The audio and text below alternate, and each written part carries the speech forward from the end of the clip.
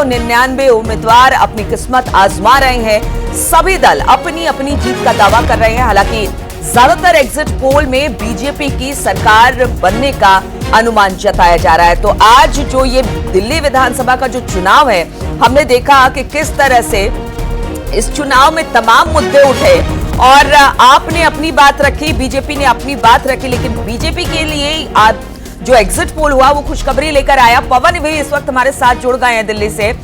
पवन, देखिए, दिल्ली विधानसभा का चुनाव एक हॉट चुनाव हो गया। सबकी निगाहें इस तरफ है कि देखिए सेंटर में बीजेपी है, लेकिन दिल्ली को फतेह बहुत सालों से वो नहीं कर पाई है। आप लगातार यहां पर अपनी सरकार बना रही है, लेकिन इस बार जो एग्जिट पोल जो आया उससे दिल्ली बीजेपी की बाछे जो है वो खिली हुई है। हालांकि दावा अब भी आपकी तरफ से किया जा रहा है कि जीत तो हमारी होगी, सरकार हमारी ही बनेगी। किस तरह से वहां पर तैयारी इस मतगणना को लेकर? देखिए, जाहिर तौर पर 27 साल से दिल्ली में बीजेपी सत्ता से बाहर है, यानी कि सत्ता के सूखा से जूझ रही है। इस बार बहुत सारी उम्मीदें हैं। बीजेपी ने उसके लिए बहुत सारी तैयारी की थी, माइक्रो मैनेजमेंट से लेकर लगातार तमाम बड़े नेताओं को दिल्ली में उतारा था। आपने देखा किस तरह से लगातार प्रधानमंत्री की रैलियां हुई, गृहमंत्री ने रोड शो किए, बीजेपी अध्यक्ष जेपी नड्डा ने रोड शो किए, खुद मुख्यमंत्री योगी आदित्यनाथ ने 6 जनसभा को संबोधित किया, उत्तराखंड के मुख्यमंत्री पुष्कर सिंह धामी ने कई सारी जनसभा और रोड शो को संबोधित किया। तो तमाम बड़े नेताओं को उतारा गया, माइक्रो मैनेजमेंट किया गया। एक एक सीट पर 6 महीने पहले से तमाम पार्टी के बड़े नेताओं को लगाया गया, एक एक सीट की जिम्मेदारी दी गई। वहां से जनता की नब्ज समझने की कोशिश की गई, क्या कारण है, क्या क्या कौन कौन से उम्मीदवार अच्छे हो सकते हैं, कौन कौन से मुद्दे हैं जमीन पर जो कहीं ना कहीं आम आदमी पार्टी की सरकार को टारगेट किया जा सके, या जनता की क्या मांग है बीजेपी से, उसके हिसाब से एक नया मैनिफेस्टो तैयार किया जा सके। तो उसको लेकर तमाम विषयों को लेकर बीजेपी ने अपनी तैयारी की। और उसके बाद में जब 5 तारीख को मतदान हुआ और उसके बाद में जब एग्जिट पोल के नतीजे आए, तो कहीं ना कहीं वो दिखा रहे हैं कि बीजेपी का ग्राफ जो है वो लगातार इस चुनाव में बढ़ा है और आम आदमी पार्टी का ग्राफ जो है कहीं ना कहीं गिरता हुआ नजर आ रहा है। लेकिन क्या सत्ता की स्थिति रहेगी, सरकार किसकी बनेगी, वो अब से थोड़ी देर के अंदर स्पष्ट धीरे धीरे होने लगेगा। 8 बजे काउंटिंग होना शुरू हो जाएगी। मैं आपको अपने पीछे का नजारा दिखाता हूं। यहां ये दिल्ली का बीजेपी जो दफ्तर है राज्य का, वहां की तस्वीरें हैं। यहां तमाम तरह की तैयारियां की गई हैं। सभी जो मीडिया चैनल्स के लिए यहां एक एक केबिन बनाया गया है। आमतौर पर जिस तरह से पूरा कार्यक्रम जो है वो बीजेपी मुख्यालय में होता है, लेकिन इस बार जो है क्योंकि दिल्ली का चुनाव है तो दिल्ली बीजेपी दफ्तर में इस तैयारियां की गई हैं। यहां जो है पार्टी की तरफ से सभी तैयारियां पूरी कर ली गई हैं। जैसे ही रुझान आना शुरू होगा, तमाम पार्टी के बड़े नेता यहां पहुंचना शुरू करेंगे और जिस तरह से आगे रुझान जो है वो धीरे धीरे दिन के साथ साथ वो बढ़ने लगेंगे और कहीं ना कहीं नतीजों में परिवर्तित होने लगेंगे। और अगर बीजेपी सत्ता के करीब पहुंचती दिखाई देती है, सरकार बनाती हुई दिखाई देती है, तो और सारे तमाम जो बड़े नेता हैं वो यहां पहुंचेंगे और फिर तमाम जो कार्यक्रम है वो होने लगते हैं। तमाम जश्न की तस्वीर आपको दिखाई देती है। लेकिन उससे पहले हालांकि एग्जिट पोल में यह दावा जरूर किया जा रहा है कि बीजेपी की सरकार बनती हुई दिखाई दे रही है, लेकिन बीजेपी में नेता जो हैं अभी भी जो है ये मान रहे हैं कि कहीं ना कहीं बहुत सारी सीट्स पर बहुत क्लोज फाइट है। हालांकि वो सरकार बनाने में कामयाब हो जाएंगे, लेकिन अभी तक नंबर्स के पत्ते जो हैं वो नहीं खोल रहे हैं, क्योंकि उनको भी अभी देखना है। क्योंकि दिल्ली में क्या है, बहुत सारी जो विधानसभा सीटें हैं उनमें बहुत कम जो है वो वोट्स हैं। जैसे अगर नई दिल्ली की बात करें तो 1,46,000 सिर्फ वोट हैं यहां। तो ऐसे में अगर 55% मतदान हुआ है तो टोटल 80,000 के आसपास मतदान हुआ है। तो ऐसे में जिस पार्टी को सिर्फ 40,000 वोट मिल जाएगी वो जीत जाएगा। तो ऐसे में बहुत ज्यादा मार्जिन, बहुत ज्यादा सीट्स पर नहीं रहने वाला है। 1,000, 2,000, 2,500, 3,000 के आसपास रहने वाला। तो ऐसे में कोई भी पार्टी जो है बहुत ज्यादा आश्वस्त नहीं है एग्जिट पोल्स के नतीजे को लेकर। हालांकि ज्यादातर जो एग्जिट पोल जो है वो बीजेपी को कहीं ना कहीं आगे दिखा रहे हैं, सरकार बनती हुई दिखाई दे रहे हैं। लेकिन उसके बावजूद भी बीजेपी अपनी तैयारी लगातार पूरी कर रही है। अभी तमाम नेता जो है लगातार बैठकों का दौर पूरे दिन लगातार 2 दिन चला। पहले परसों जो है जो जितने भी पोलिंग एजेंट बनने वाले हैं उनके साथ बैठक हुई कि उनको जब काउंटिंग सेंटर के अंदर जाएंगे तो क्या क्या तैयारियां करनी है, क्या क्या काम करना है, किस तरह से पूरी जो काउंटिंग की प्रक्रिया पर नजर रखनी है। उसके बाद में कल फिर से बैठक हुई, वॉर रूम तैयार किया गया है। एक एक काउंटिंग सेंटर से लगातार अपडेट ली जाएगी। अगर किसी तरह की कोई समस्या आ रही है, काउंटिंग में कोई दिक्कत आ रही है, उसको तुरंत यहां अपडेट किया जाएगा। का चुनाव बड़ा क्रूशियल चुनाव हो गया है और देखिए इस बार फाइट बहुत तगड़ी है। 27 साल का सूखा अगर बीजेपी आती है उसका खत्म होगा, लेकिन ये पहली बार हमने देखा कि किसी चुनाव में मतदान के बाद भी आरोप प्रत्यारोप का दौर जारी रहा। देखिए, जाहिर तौर पर जिस तरह से लगातार बीजेपी ने अपनी तैयारी की, वहीं आम आदमी पार्टी लगातार 12 साल से सत्ता में है दिल्ली की में, तो ऐसे में जो है कि लगातार उनके अपने काम थे, आम आदमी पार्टी ने अपने काम किए, लगातार उनके ऊपर चुनाव से ठीक पहले कई सारे भ्रष्टाचार के आरोप लगे, मुख्यमंत्री अरविंद केजरीवाल को जेल तक जाना पड़ा, उसके बाद उन्होंने अपने मुख्यमंत्री पद छोड़ना पड़ा, आतिशी को मुख्यमंत्री बनाना पड़ा। तो कई सारे जो पिछले 2-3 साल के अंदर बहुत सारी जो हलचल है दिल्ली की राजनीति में वो हुई, उसके बाद में बीजेपी लगातार हमलावर हुई। तो ऐसे में ये लाजमी है, क्योंकि अभी तक सत्ता किसके पास जाएगी वो क्लियर नहीं हुआ है। एग्जिट पोल्स वाले ही बीजेपी को आगे दिखा रहे हैं, लेकिन सत्ता किसके पास जाएगी अभी तक क्लियर नहीं है। जब 8 बजे से काउंटिंग शुरू होगी, उसके बाद में जब धीरे धीरे नतीजे आना शुरू होगा, उसके बाद में स्थिति एकदम स्पष्ट होगी। लेकिन आरोप प्रत्यारोप तो लगातार लाजमी है। आपने कल देखा किस तरह से अरविंद केजरीवाल और संजय सिंह ने यह आरोप लगाया कि हमारे विधायक के जो प्रत्याशी हैं उनको कहीं ना कहीं बीजेपी खरीदने की कोशिश कर रही है। उसके बाद में तुरंत बीजेपी ने एलजी से एक रिक्वेस्ट की कि आप इसकी तुरंत जांच करा लें। एलजी ने एसीबी को यह पूरा मामला सौंपा। एसीबी खुद अरविंद केजरीवाल के आवास पर पहुंची, संजय सिंह वहां एसीबी दफ्तर पहुंचे, वहां उनके बयान रिकॉर्ड किए गए। तो इस पूरे विषय में लगातार आरोप प्रत्यारोप की राजनीति चल ही रही है, लेकिन उसके साथ साथ तमाम जो राजनीतिक दल हैं, बिल्कुल राजनीति जबरदस्त हो रही है और खुद बीजेपी और आप को भी कॉन्फिडेंस नहीं है कि उनकी कितनी सीटें आएंगी। हालांकि दावा जरूर दोनों की तरफ से सरकार बनाने का पवन किया जा रहा है, लेकिन फिर भी जब गिनती शुरू होगी और रुझान आने शुरू होंगे, उसके बाद कुछ ही घंटों में साफ होगा कि आखिर दिल्ली में किसकी सरकार बनने वाली है। चलिए, आपसे हम बातचीत करते रहेंगे। बहुत बहुत शुक्रिया आपका हमारे साथ जुड़ने के लिए। लेकिन केबी और निमेश लगातार हमारे साथ बने हुए हैं, क्योंकि मिल्कीपुर चुनाव अपने आप में, उपचुनाव जो अपने आप में हाई प्रोफाइल सीट थी, और इसको लेकर बहुत सारी बातें पहले हुई कि मिल्कीपुर में उपचुनाव बाकी उपचुनाव के साथ क्यों नहीं करवाया गया। वहां से शुरू होकर अब जब आज मतगणना होनी है तो वहां पर सुरक्षा की व्यापक तैयारी है। निमेश, अगर मिल्कीपुर की बात की जाए, साख का सवाल है दोनों पार्टियों के लिए। एक पर समाजवादी पार्टी के विधायक हैं और दूसरी अगर बात की जाए तो यहां पर बीजेपी उस सीट को अब अपने नाम करना चाहती है। और इस दौरान हमने देखा कि आरोप प्रत्यारोप या फिर बड़े बड़े नेता सभी मिल्कीपुर पहुंचे और वहां पर कोशिश यही की गई कि उनके खाते में ये सीट आए, चाहे वो बीजेपी हो या समाजवादी पार्टी हो। देखिए, दोनों ही पार्टी के लिए ये प्रतिष्ठा की सीट बनी रही और इस हाई प्रोफाइल सीट प्रदेश की सबसे हाई प्रोफाइल सीट रही। शायद यही वजह है कि मुख्यमंत्री स्वयं 9 बार मिल्कीपुर में जनसभा किया। इसके साथ ही 8 मंत्री और 40 से ज्यादा विधायक मिल्कीपुर के उपचुनाव में भाजपा की तरफ से लगे रहे। इसके अलावा समाजवादी पार्टी की तरफ से भी पूरी ताकत लगा दी गई थी, क्योंकि सांसद अवधेश प्रसाद इसी सीट से विधायक थे और उनके सांसद चुने जाने के बाद ये सीट रिक्त हुई थी। तो जाहिर सी बात है कि भाजपा की जो सपा ने जो सीट सांसदी जीत करके जो अपनी दबदबा जताया था और अपने आप को खुद इस पूरे विधानसभा को लेकर के जो प्रतिष्ठा की सीट बना ली थी, इसके साथ ही भाजपा ने भी इसको जीत करके अपनी खोई हुई प्रतिष्ठा वापस लेने के लिए अपना अहम बना लिया। और यही वजह थी कि पूरे चुनाव में बड़ा गहमा गहमी का माहौल रहा, दोनों तरफ से पूरी रस्साकसी रही और यहाँ के वोटरों ने भी बढ़ चढ़ कर उत्साह दिखाया है। 65.44% मतदान यहाँ पर हुआ है। लगभग 2,42,000 से ज्यादा मत पड़े हैं। 3,70,000 से ज्यादा मत थे और 2,42,000 से ज्यादा मत पड़े। तो इस बार जो इस सीट की जो उत्साह था, जो युवा थे, चाहे वो प्रथम वोटर थे, चाहे बुजुर्ग थे, ये सब निकले। जब अवधेश प्रसाद यहाँ से सांसदी का चुनाव जीत गए तो उनको अखिलेश अपने बगल में बिठाने लगे। एक तरह से सिंबॉलिक उन्होंने ये जता दिया कि देखिए, वहां से अगर ये जीत कर आए हैं तो किस तरह से ये सीट हमारे लिए बहुत महत्वपूर्ण होती है। इसलिए हमने देखा कि संसद में हमेशा अवधेश प्रसाद बगल में बैठे अखिलेश यादव के। बिल्कुल, कहीं ना कहीं समाजवादी पार्टी ने एक बड़ा संदेश दिया। चूंकि अयोध्या लोकसभा, फैजाबाद लोकसभा बहुत ही अहम सीट मानी जाती थी और यहाँ पर अयोध्या का दबदबा था। यहाँ से लल्लू सिंह सांसद हुआ करते थे। लगातार चूंकि राम मंदिर निर्माण, अयोध्या का कायाकल्प, इस सब एक बड़ा संदेश था और उसमें समाजवादी पार्टी ने जब यहाँ से लोकसभा सीट जीती तो इसको लेकर के समाजवादी पार्टी ने बाकायदा एक बड़ा संदेश दिया। शायद यही वजह थी कि लोकसभा में लगातार अखिलेश यादव, अवधेश अवधेश प्रसाद जी को अपने साथ बैठा रहे थे और इसको लेकर के बड़ा संदेश दे रहे थे।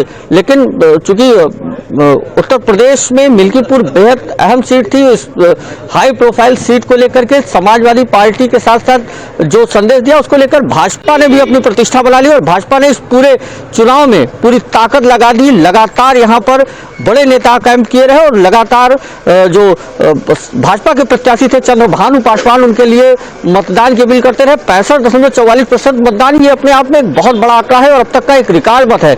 इससे पहले जो भी मतदान हुए हैं वो 58, 55, 60 इसी प्रतिशत में पड़े थे, लेकिन ये पहली बार मिल्कीपुर का मतदान हुआ था जहां पर 65.44% मतदान पड़ा और इसमें सबसे ज्यादा महिलाएं और बुजुर्ग निकल के आए। चूंकि मिल्कीपुर विकास को लेकर के भी काफी दिन से छूटा था। पीछे बीते दिनों अवधेश प्रसाद जब यहाँ विधायक हुआ करते थे उस समय भी तमाम फिर जो विकास की गति थी वो उतनी तेजी के साथ नहीं चल पाई। या यूं कहा जाए कि अयोध्या विधानसभा से मिल्कीपुर विधानसभा पीछे रह गया और अब भाजपा की के लिए ये प्रतिष्ठा की सीट थी। भाजपा भी ये चाहती है कि सीट पर जीत करके इसके विकास की मुख्य धारा से मिल्कीपुर को जोड़ा जाए और इसके साथ ही मिल्कीपुर के में अपना गढ़ बनाया जाए, क्योंकि मिल्कीपुर समाजवादी पार्टी का गढ़ रहा है और यहाँ पर इससे पहले बाबा गोरखनाथ विधायक हुआ करते थे, लेकिन उससे पहले लगातार मिल्कीपुर से समाजवादी पार्टी जीतती थी। और इस बार जब भाजपा के विधायक हारे और अवधेश प्रसाद वहां पर विधायक हुए तो इसके बाद से ही मिल्कीपुर अयोध्या विधानसभा के लिए सबसे प्रतिष्ठा की सीट बन गई थी। और जब सांसद यहां से चुन कर गए और उन्होंने लोकसभा में अखिलेश यादव के बाद बैठकर इस तरीके के वक्तव्य किए, तमाम तरीके की जो एक संदेश देने का प्रयास किया मौन रह करके, वो शायद भाजपा के लिए प्रतिष्ठा की सीट बन गई। मिल्कीपुर के उपचुनाव इस बार बहुत खास रहा, चूंकि उपचुनाव के साथ इस चुनाव को किया जाना संभव नहीं हो पाया और जब कानूनी प्रक्रिया खत्म हुई और चुनाव प्रक्रिया हुई तो इसमें पूरी ताकत दोनों, फिर चाहे वो भाजपा हो चाहे सपा हो, दोनों ने लगाया और दोनों ने इसको प्रतिष्ठा की सीट बनाया। भाजपा जहां पर लगातार कन्वेंशन करके लोगों के सवाल बना हुआ है ये सीट। देखिए, एक तरफ दिल्ली का जो विधानसभा चुनाव है वो अपने आप में हाई प्रोफाइल चुनाव है और दिल्ली की सीट पर कौन काबिज होगा वो भी, और मिल्कीपुर में किसका वर्चस्व होगा, ये दोनों जगह जो है बहुत महत्वपूर्ण हो जाती है। इस वक्त के भी आपके पास आऊंगी, लेकिन उससे पहले मुझे फराह के पास जाना पड़ेगा जो दिल्ली में आप दफ्तर के बाहर से जुड़ी हुई है। फराह, अगर आपकी बात की जाए, हालांकि वो अब भी ताल यही ठोक रही है कि देखिए इस बार फिर से तीसरी बार हम ही सरकार बनाएंगे, लेकिन मामला थोड़ा सा गंभीर दिखाई दे रहा है। एग्जिट पोल के नतीजे तो यही कहे जा रहे हैं, लेकिन जब मतगणना शुरू होगी, रुझान आने शुरू होंगे तो स्थिति स्पष्ट होगी। वहां पर किस तरह की हलचल आप देख पा रही हैं? जी बिल्कुल, देखिए मैं आम आदमी पार्टी ऑफिस के बाहर हूँ और आप देख सकते हैं यहाँ पे तमाम तैयारियां जो हैं आम आदमी पार्टी ऑफिस की तरफ से की गई हैं और आप यहाँ देख सकती हैं आम आदमी पार्टी, जैसे आप कह रही हैं कि पूरी तरीके से जो है कॉन्फिडेंट नजर आ रही है। और लेकिन अगर एग्जिट पोल की बात की जाए तो एग्जिट पोल जो है वो कुछ और नतीजे जो है वो दर्शा रहे हैं और यहाँ पर आम आदमी पार्टी को एग्जिट पोल के मुताबिक जो है बड़ा झटका लग सकता है। लेकिन आम आदमी पार्टी बार बार यही दावा कर रही है कि जो एजेंसीज हैं उनका दुरुपयोग हो रहा है, वो पूरी तरीके से कॉन्फिडेंट है। देखिए, अगर मुकाबले की बात की जाए तो देखने को त्रिकोणीय मुकाबला कुछ सीट्स पर देखने को मिल रहा है, लेकिन साफ तौर पर सीधी जो टक्कर है वो आम आदमी पार्टी और बीजेपी के बीच में है। और यहाँ पर अगर हम वोटिंग परसेंटेज की भी बात करें, जिस तरीके से कुछ सीट्स पर वोटिंग परसेंटेज बहुत कम देखा गया है, वहाँ पर मार्जिन भी बहुत कम हो जाता है। यानी वहाँ पर बहुत कम वोटों से जो है सीट्स का मार्जिन जो है वो कम देखने को मिल रहा है। यानी अगर एग्जिट पोल के मुताबिक हम बात करें तो कुछ ही सीट से बीजेपी को जीता हुआ दिखाया गया है, लेकिन अभी थोड़ी देर में जो है वो दिल्ली के दंगल पर स्थिति स्पष्ट हो जाएगी। यानी 8 बजे से काउंटिंग शुरू हो जाएगी। धीरे धीरे शुरुआती रुझान जो है वो सामने आने लगेंगे। बहुत सारी ऐसी सीट है जिस पर कांटे की टक्कर है, त्रिकोणीय मुकाबला भी कई जगह पर है, लेकिन ज्यादातर दिल्ली में आप और बीजेपी की टक्कर ही दिखाई दे रही है। हालांकि अब अभी तक दोनों पार्टियां खुल के कुछ नहीं कह रही हैं कि कितनी सीटें आएंगी। सीटें जरूर दे रही हैं, सत्ता में आने की बात जरूर कह रही है, लेकिन जब मतगणना शुरू होगी, रुझान आने शुरू होंगे तो स्थिति स्पष्ट हो जाएगी। बहुत बहुत शुक्रिया आप सभी का हमारे साथ जुड़ने के लिए और चर्चा में शामिल होने के लिए। तो दिल्ली में चुनावी शोर के बाद अब नतीजों का इंतजार है, जिसमें सरकार को लेकर तस्वीर भी साफ हो जाएगी कि आम आदमी पार्टी सत्ता बरकरार रखेगी या फिर 27 साल बाद बीजेपी का जो वनवास है वो खत्म होगा, या 12 साल बाद कांग्रेस फिर से दिल्ली की गद्दी पर काबिज होगी। तैयारी पूरी है और फैसले का काउंटडाउन शुरू हो चुका है। दिल्ली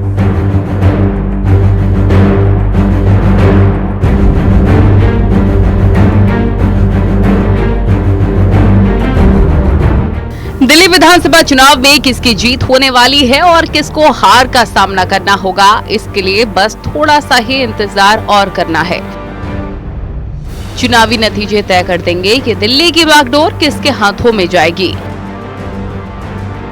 दिल्ली विधानसभा चुनाव में डाले गए वोटों की गिनती सुबह 8 बजे से शुरू हो जाएगी। ऐसे में चुनाव आयोग और प्रशासन सुरक्षा को लेकर पूरी तरह मुस्तैद है। ईवीएम को स्ट्रांग रूम में सुरक्षित तरीके से रखा गया है। राजधानी के 19 जगहों पर हर एक विधानसभा क्षेत्र के लिए कुल 70 स्ट्रांग रूम के साथ ही दिल्ली के 11 जिलों में 19 काउंटिंग सेंटर बनाए गए हैं। चुनाव आयोग ने अपनी सभी तैयारियां पूरी कर ली हैं। दिल्ली के 11 जिलों में 19 काउंटिंग सेंटर बनाए गए हैं। उन सभी काउंटिंग सेंटर पर सीसीटीवी कैमरास लगाए गए हैं। तमाम जो है चुनाव आयोग के अधिकारी लगातार मौजूद बने हुए हैं। उसके साथ साथ पुलिस और पैरामिलिट्री फोर्सेस के जवान की तैनाती की गई है, यानी कि कोई भी वहां कोई हंगामा या किसी तरह का बलवा वहां ना हो सके। उसके साथ साथ तमाम जो काउंटिंग सेंटर हैं उस पर चुनाव आयोग के बड़े अधिकारी मौजूद रहेंगे, जिससे भी किसी भी पार्टी या उम्मीदवार को किसी तरह की कोई शिकायत हो तो उसका वहीं की वहीं निस्तारण किया जा सके। दिल्ली चुनाव के नतीजे चुनाव आयोग की वेबसाइट और उनके रिजल्ट पोर्टल के जरिए भी आप जान सकते हैं। इसके अलावा दिल्ली चुनाव नतीजों से जुड़ा हर अपडेट आप न्यूज 18 पर भी देख सकते हैं। बता दें कि दिल्ली विधानसभा चुनाव में 70 विधानसभा सीटों के लिए कुल 699 उम्मीदवार मैदान में हैं, जिनमें आम आदमी पार्टी और भारतीय जनता पार्टी के साथ कांग्रेस ने इस मुकाबले को त्रिकोणीय बना दिया है। अब चूंकि चुनाव संपन्न हो गया है, ऐसे में मतगणना के लिए दिल्ली की 70 विधानसभाओं में से 699 जो प्रत्याशी हैं उनकी किस्मत जो है वो ईवीएम में कैद है। देखने को लगेगा कि किसकी किस्मत चमकती है और किसके सितारे गर्दिश में चले जाते हैं। दिल्ली के दंगल में अरविंद केजरीवाल के सामने बीजेपी के प्रवेश वर्मा और कांग्रेस के संदीप दीक्षित के बीच चुनावी जंग है। वहीं अन्य मुकाबलों में कालकाजी में दिल्ली के मुख्यमंत्री आतिशी का मुकाबला बीजेपी के रमेश बिथूड़ी और कांग्रेस की अलका लांबा से है। फिलहाल नतीजों के इंतजार के लिए बस थोड़ा सा इंतजार और करना है, जिसमें फाइनल पिक्चर आना बाकी है। Bureau report news 18।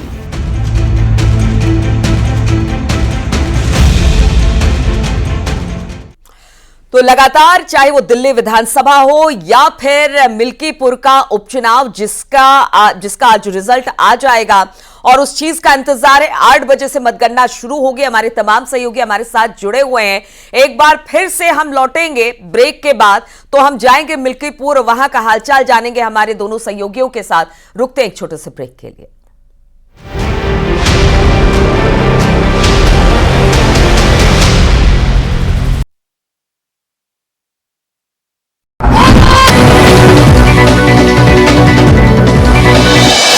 मुरादाबाद की थाना सिविल लाइन क्षेत्र में छात्रों को कार से रौंदने का मामला, हादसे का सीसीटीवी फुटेज सामने आया। आरोपी को पुलिस ने हिरासत में लिया। ग्रेटर नोएडा के नॉलेज पार्क थाना क्षेत्र में जंगल में लगी भीषण आग पर काबू पाया गया। मऊ के रैनी विद्युत उप केंद्र के पास झाड़ियों में लगी आग पर काबू पाया गया। महोबा में राज्य कर विभाग ने एक बड़े टैक्स घोटाले का पर्दाफाश किया। फर्जी बिल बनाकर करोड़ों रुपए की टैक्स चोरी का। काशी में 48 साल बाद मां अन्नपूर्णा मंदिर का हुआ कुंभाभिषेक। 9 दिनों तक चलने वाले इस महाअनुष्ठान में राज्य से 1100 से अधिक वैदिक विद्वान शामिल होंगे। ताजमहल के 300 मीटर के दायरे में लगातार हो रही अवैध निर्माण, एएसआई के अधिकारी बेखबर। मथुरा के थाना गोविंद नगर क्षेत्र में जनरेटर में लगी भीषण आग, फायर ब्रिगेड ने आग पर काबू पाया। चित्रकूट की रानीपुर टाइगर रिजर्व वन क्षेत्र में जंगलों में लगी आग से बेशकीमती लकड़ियां जली। आग पर काबू पाया गया। केंद्रीय कैबिनेट की इनकम टैक्स बिल पर मुहर। आप देख रहे हैं न्यूज 18 उत्तर प्रदेश उत्तराखंड।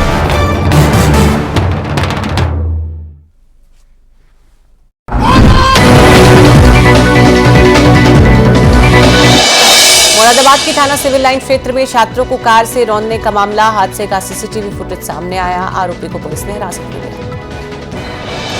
ग्रेटर नोएडा के नॉलेज पार्क थाना क्षेत्र में जंगल में लगी भीषण आग पर काबू पाया गया। मऊ के रैनी विद्युत उपकेंद्र के पास झाड़ियों में लगी आग पर काबू पाया गया। महोबा में राज्य कर विभाग ने एक बड़े टैक्स घोटाले का पर्दाफाश किया। फर्जी बिल बनाकर करोड़ों रुपए की टैक्स चोरी का। काशी में 48 साल बाद मां अन्नपूर्णा मंदिर का हुआ कुंभाभिषेक। 9 दिनों तक चलने वाले इस महाअनुष्ठान में राज्य से 1100 से अधिक वैदिक विद्वान शामिल होंगे। ताजमहल के 300 मीटर के दायरे में लगातार हो रही अवैध निर्माण, एएसआई के अधिकारी बेखबर। मथुरा के थाना गोविंद नगर क्षेत्र में जनरेटर में लगी भीषण आग।